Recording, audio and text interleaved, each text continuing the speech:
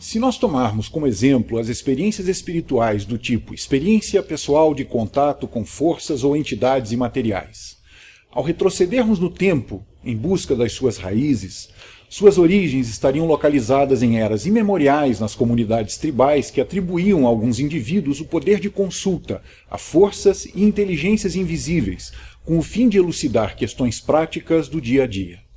Já em culturas antigas como a egípcia, a babilônica, a romana e a grega, essas práticas se restringiam aos oráculos e sacerdotes, que eram consultados não apenas para a orientação espiritual dos seus povos, mas também para tomadas de decisões políticas e econômicas de seus governos. Esse tipo de experiência, já num período posterior, à Idade Média, principalmente na Europa, passou a ter uma conotação negativa quando a Igreja acusava seus opositores de práticas mágicas dependentes de pactos com o demônio e espíritos malignos.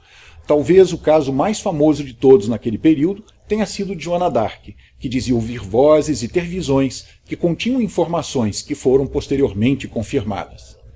Já no século XVIII, podemos identificar esse tipo de experiências na história de movimentos espiritualistas como o de Emanuel Swedenborg, que afirmava também ter visões, mas daquilo que ele dizia ser a dimensão espiritual da realidade. No mesmo século XVIII, encontramos o magnetismo animal do médico alemão Franz Anton Mesmer, que postulava a existência de um fluido magnético universal de poder curativo. Suas práticas de indução ao sono magnético foram precursoras do que hoje conhecemos como a hipnose. Seus pacientes eram induzidos a estados mentais que passaram a ser chamados de transe. Nesses estados, por vezes, se constatava a manifestação de personalidades secundárias, totalmente diferentes à do paciente, e que se apresentavam como espíritos angelicais ou até mesmo entidades malignas que assumiam a responsabilidade pela doença do paciente.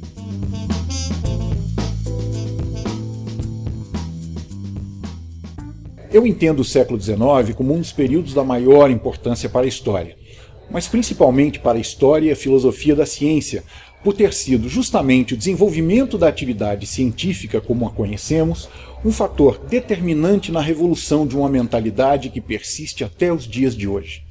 Principalmente porque suas consequências foram muito além da ação do homem sobre a natureza, modificando também contextos como o econômico, o social, o político e o religioso.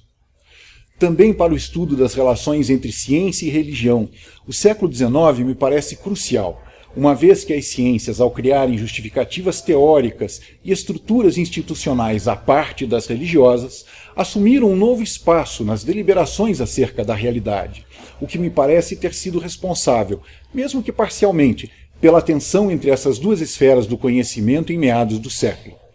Como consequência desse distanciamento, o público se deparou com o desafio da diversidade de autoridades referentes ao conhecimento do mundo, uma vez que a aparente certeza científica minava a confiança em crenças religiosas.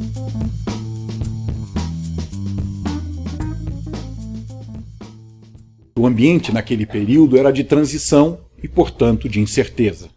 E foi nesse contexto que as experiências espirituais de que falamos até agora assumem um lugar de destaque junto ao interesse do público de maneira bastante vigorosa, sobretudo o norte-americano e o europeu.